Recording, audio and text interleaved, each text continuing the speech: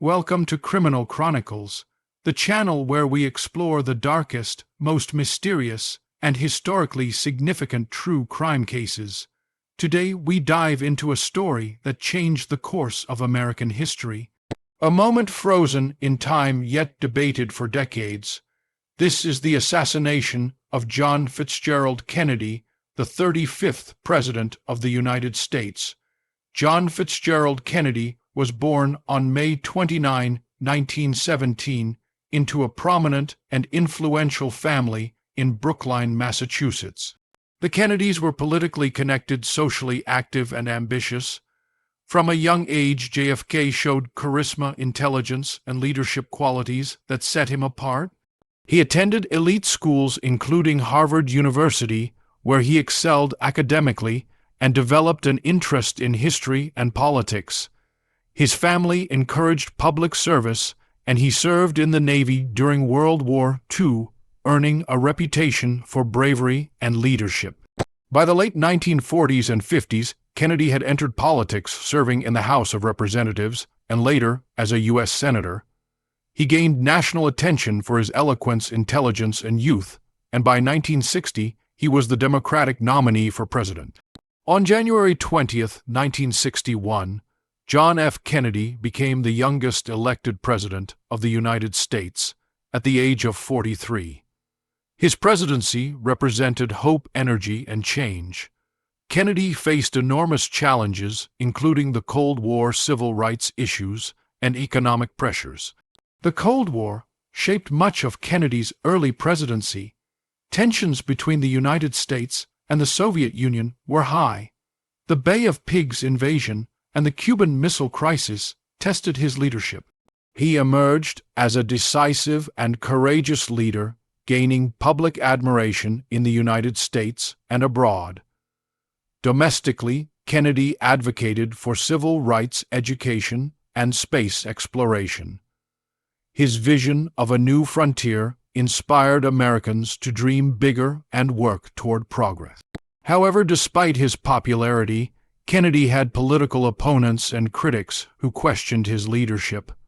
By 1963, Kennedy was planning to strengthen political support for the upcoming 1964 election. Dallas, Texas was chosen as a key stop on the campaign tour.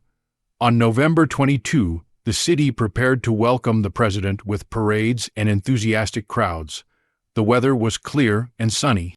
Kennedy rode through the city in an open-top limousine, accompanied by First Lady Jacqueline Kennedy, Texas Governor John Connally, and his wife Nellie Connally.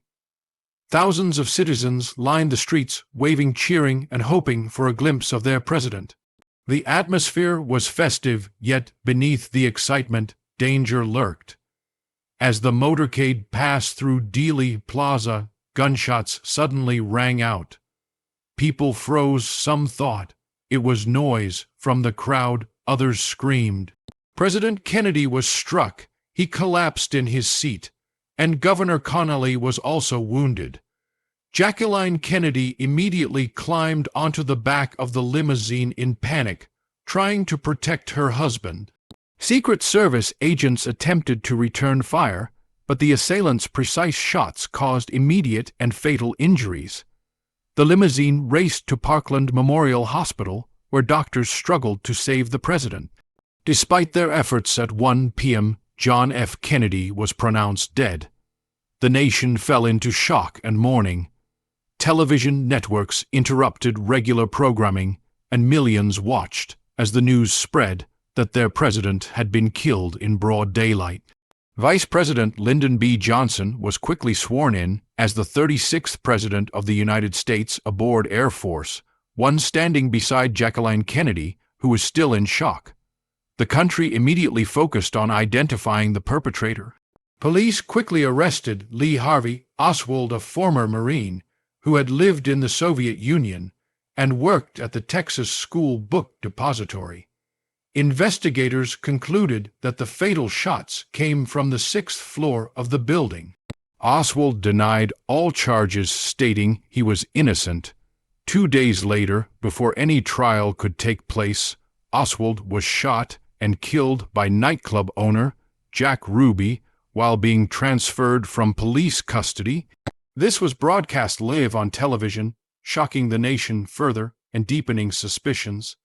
The government launched an investigation known as the Warren Commission, led by Chief Justice Earl Warren. After extensive investigation, including eyewitness interviews, ballistic tests, and photographic analysis, the commission concluded that Lee Harvey Oswald acted alone in assassinating President Kennedy. Many Americans doubted this conclusion. Discrepancies in eyewitness accounts, the trajectory of bullets, and Oswald's death fueled conspiracy theories that persist to this day. Over decades, numerous alternative theories emerged, including claims of multiple shooters, secret agencies, the mafia, or foreign governments' involvement. The famous Zapruder film, shot by Abraham Zapruder, became one of the most analyzed pieces of evidence in history. Experts debated bullet trajectories, timing, and positions, adding to public speculation. Declassified documents, new witness testimonies, and historical research continue to spark debate and intrigue. John F. Kennedy's death marked a profound turning point in American history. It ended a period of optimism and ushered in an era of uncertainty and political tension. His funeral was watched by millions worldwide, cementing his legacy as a symbol of hope, leadership, and youth tragically cut short. Dealey Plaza remains a place of pilgrimage for historians, tourists, and conspiracy theorists alike. The assassination sparked reforms in presidential security and left an indelible mark on the nation's consciousness. Kennedy's vision, speeches, and leadership style continue to inspire generations. His death reminds us that history can pivot in a single moment, forever altering the course of a nation. The assassination of John F. Kennedy demonstrates both the fragility of life and the enduring power of historical events. While evidence strongly points to Lee Harvey Oswald, debates, questions, and theories continue to intrigue the world. Some crimes never fade and some mysteries never die. The story of John F. Kennedy will remain a profound chapter in the history of the United States. Thank you for watching Criminal Chronicles. Stay curious, stay aware, and continue exploring the most chilling and fascinating stories from history.